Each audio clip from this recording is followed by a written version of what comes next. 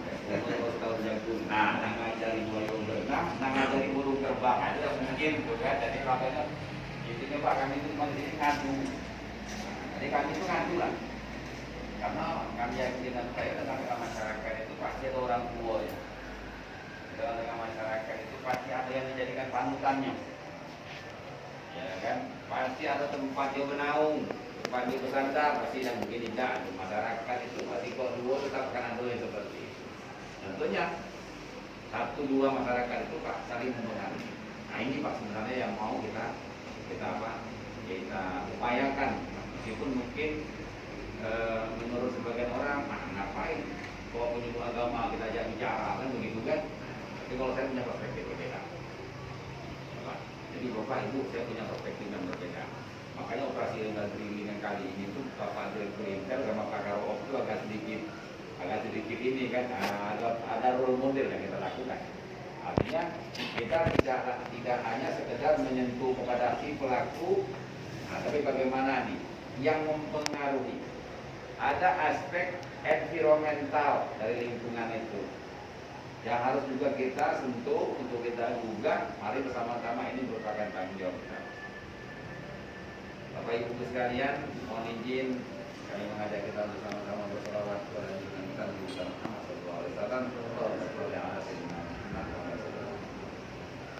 Alhamdulillah ya Allah, mudah-mudahan kita diberikan kekuatan oleh Allah Subhanahu wa taala untuk mengikuti sunnah-sunnah beliau.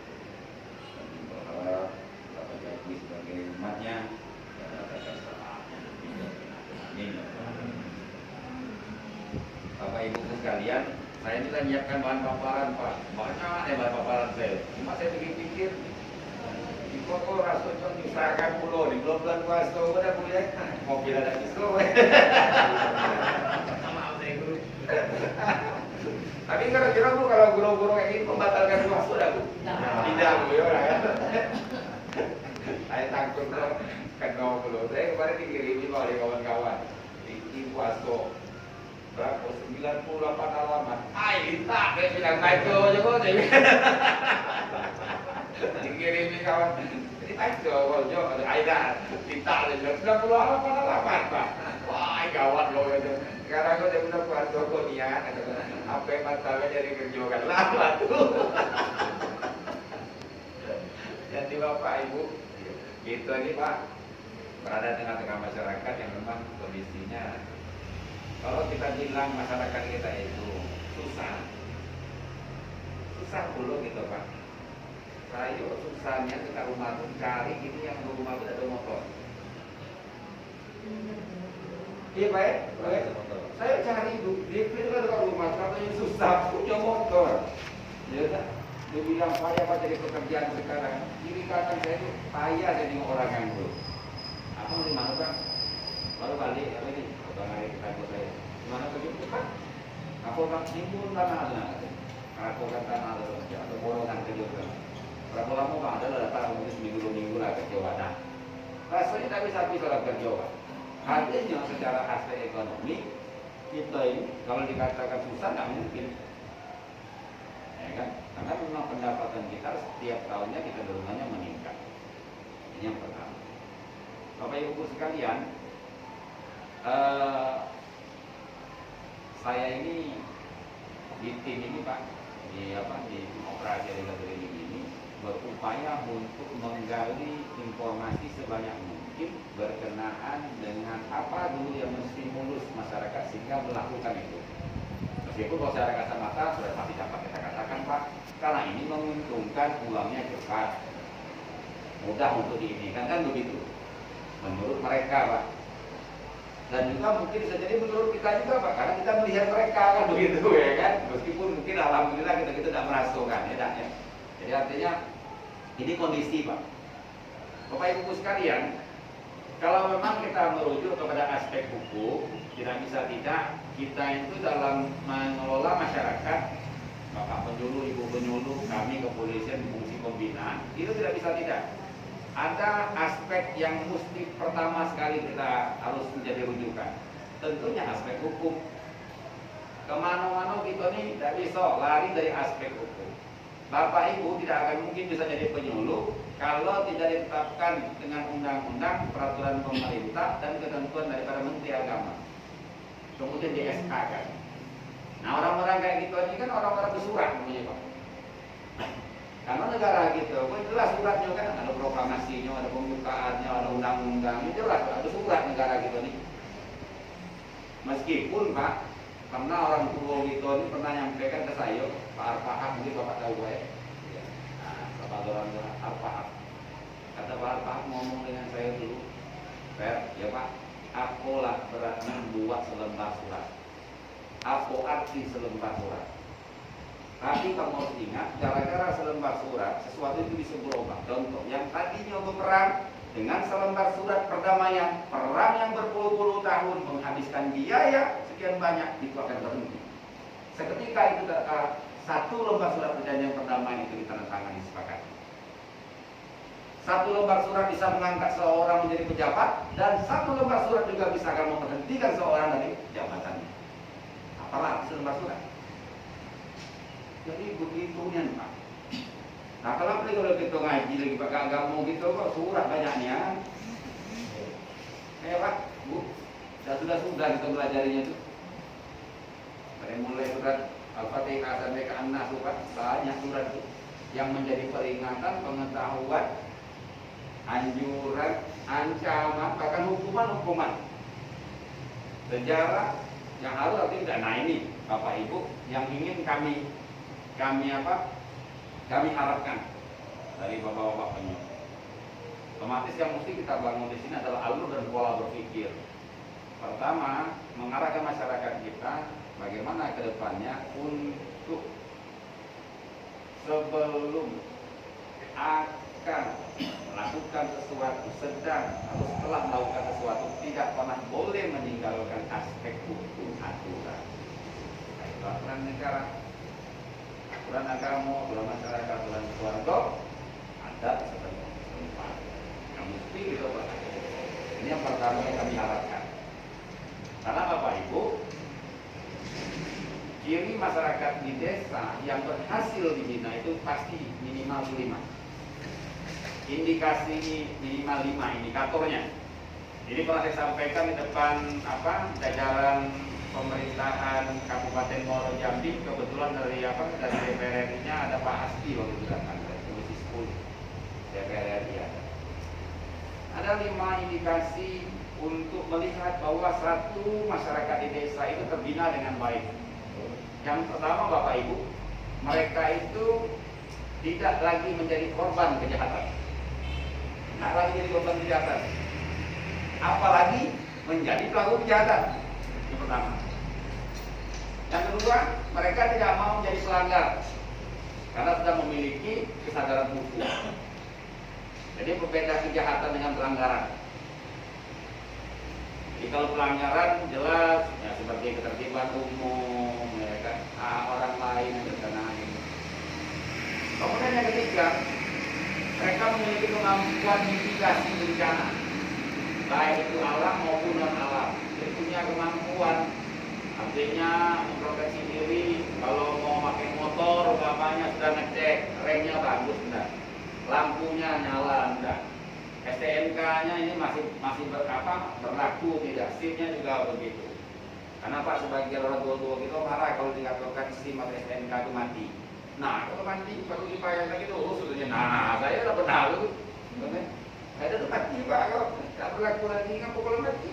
Perlu dibayar kok Pak. Ada dosa kita lagi urusin kok. Nah, itu Pak.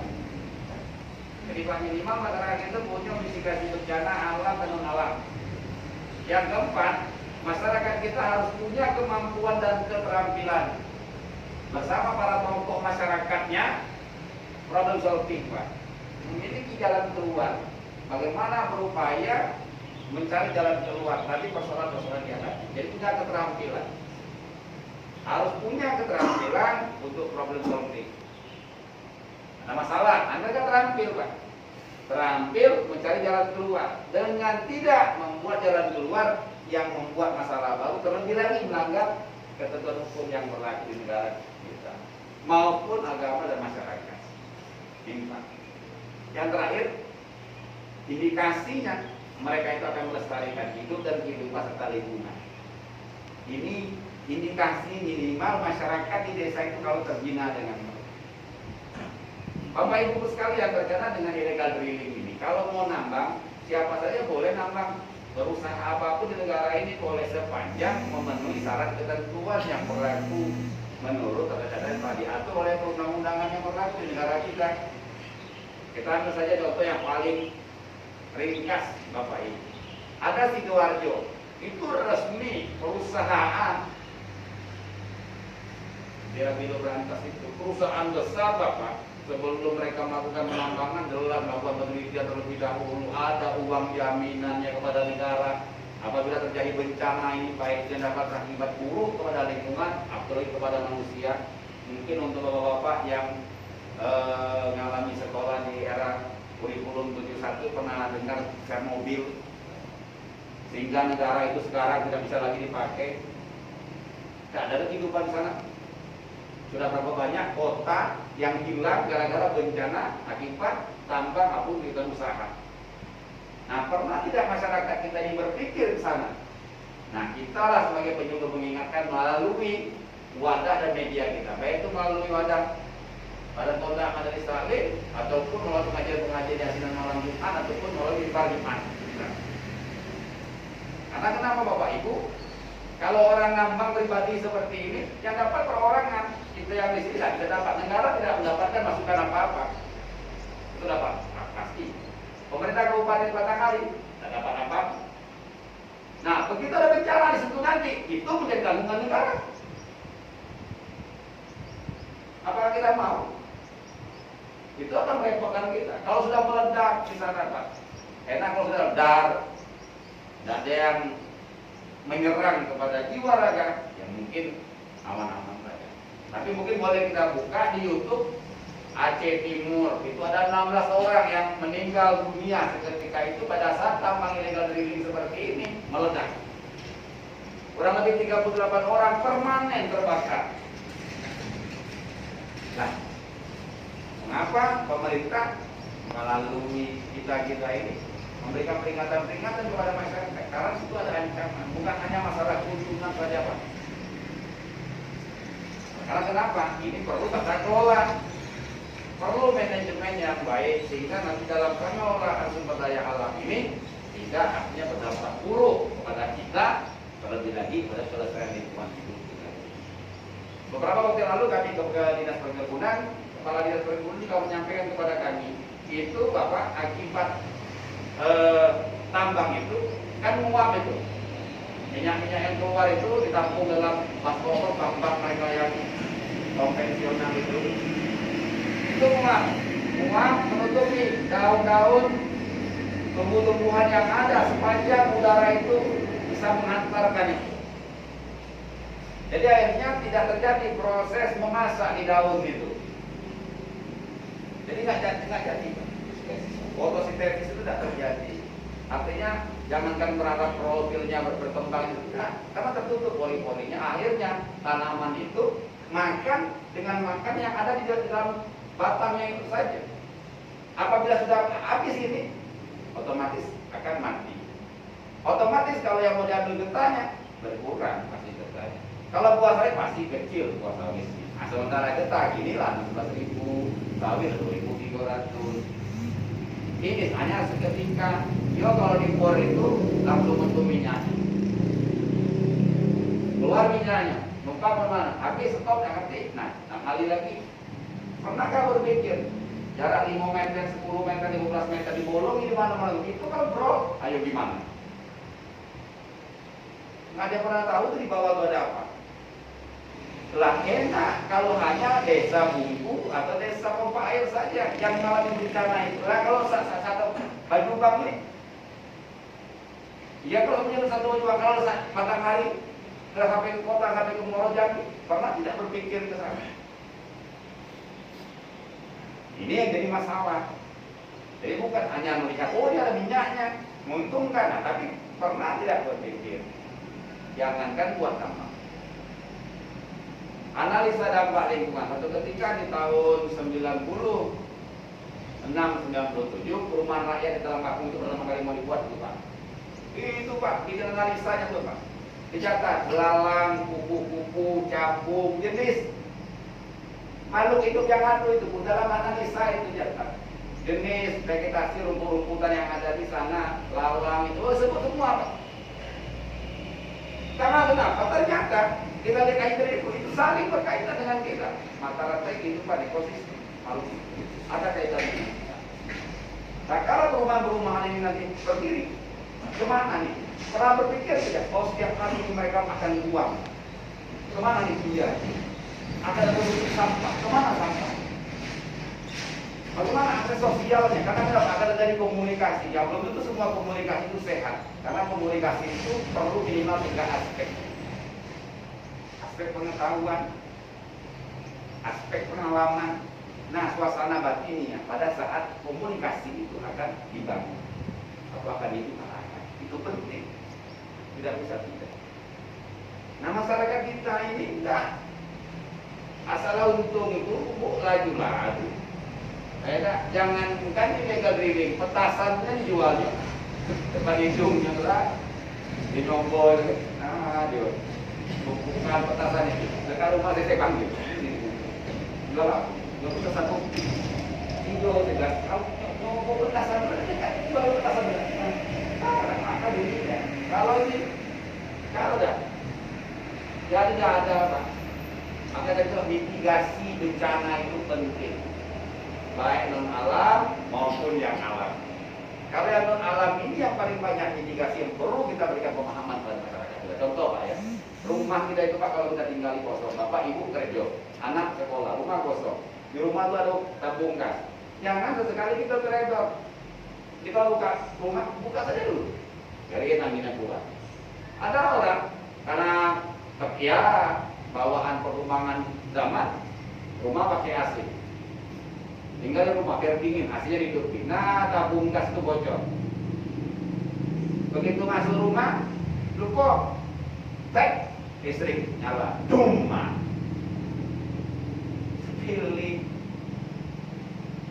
Kalau bakal mau balak, tapi insya Allah mudah-mudahan Bapak Ibu, kalau ada pengetahuannya, kita akan lebih hati-hati. Ini harapan kita. Ya Bapak Ibu sekalian, berkantung maksud kami di sini. Kami minta tolong Bapak Ibu sebagai penyuluh agama tentunya melalui pendekatan di masjid-masjid, langkah-langkah di bawah tempat dasar atau melalui majelis taklim. Insya Allah mudah-mudahan ini pendekatan yang akan lebih cepat, lambat ya. Bapak Ibu, kalau orang sudah pergi ke masjid, mau datang ke majelis ilmu, majelis taklim, insya Allah tuh lebih mudah. Karena pasti akan jauh lebih lembut, lebih lunak hatinya. Jauh akan lebih mudah kita memberikan masukan dan saran. Tuh, sudah pasti itu Pak, lebih mudah. Tapi kalau yang mohon maaf tuh, paling tidak berkurang. Artinya jumlah yang akan berniat coba-coba.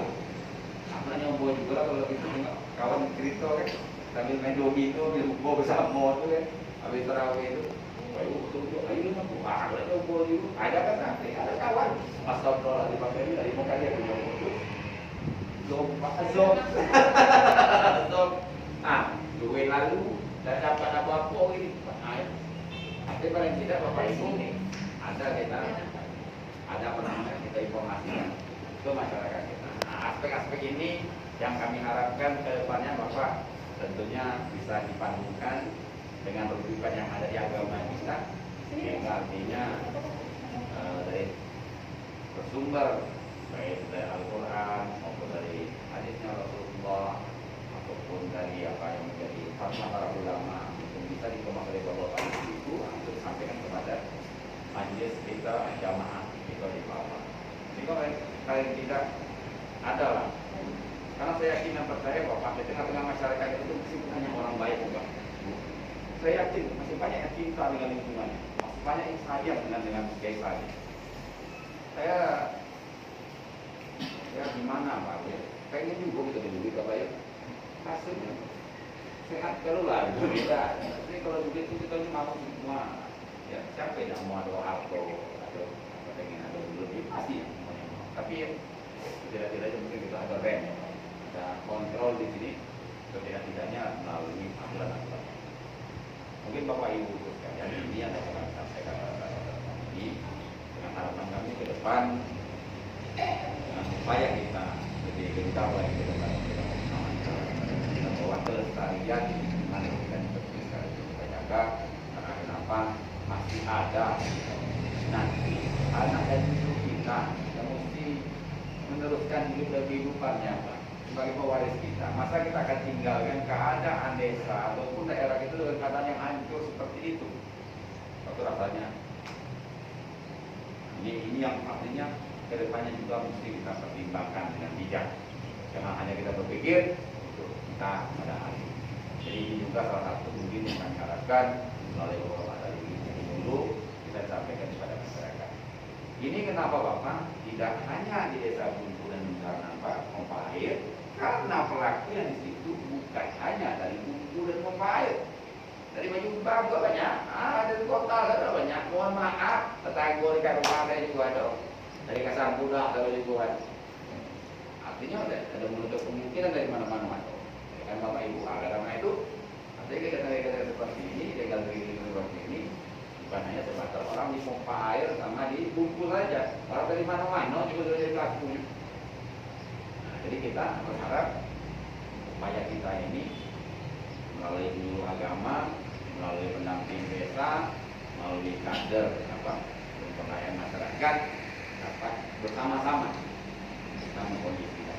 Setelah dari sini Bapak Ibu, kami langsung kantor camat, lalu WBC kantor desa sampai kami hari ini menyepakati mencari solusi dengan adat. Sehingga karena adat yang pakai, nah ini kan agama, ini kan Pak penyuluh, kan Pak nyampaikan ke masyarakat. Jadi maksud kami, Bapak Ibu, tak kalah disitu disepakati, nah pada saat di majelis beri pompa lah. Karena adat juga kan pakai Pak, aturannya tuh di sini. Nah itu Pak. Jadi dia seiring sejalan. Jangan nanti Bapak disepakat adat itu buat, ada penyuluh, ada ini Pak, ada kayak itu lima. Nah kita ini perlu kerjasama. Iya Pak. Dan itu diakui oleh negara, dan itu tidak. Oke, ini saja Bapak Ibu sekalian yang kami sampaikan pada kesempatan ini. Saya yakin dan percaya sekali informasi yang saya berikan ini sangatlah terbatas dengan segala keterbatasan yang pengetahuan yang kami miliki. Punya banyak hal-hal yang mesti dirampas, kami mohon dimaafkan. Karena memang mengingat waktu kita Pak, keterbatasan waktu, ya mungkin kalau memang ada beberapa diskusi yang disampaikan, karena memang Pak kita juga mau ada pertemuan di kantor camat, bagaimana kita disepakati dengan Pak Camat kemarin. Alhamdulillah ada waktu undang untuk BPD dan sebagainya. Seluruh desa dan kelurahan yang ada di Kecamatan Bajupar. Karena itu kami desak, Pak. Kami juga sudah sampai ke Bapak Ketua Lembaga Adat Pak Yusuf Macita. Dan kami sana juga ke Pak beliau. Karena tidak bisa Pak kita diam. Tidak mungkin Pak berani orang masuk ke satu kampung kalau tidak pamit. Tidak akan mungkin. Itu cari balak Pak. Jambi ini tidak mungkin. Nah inilah yang besar Jambi.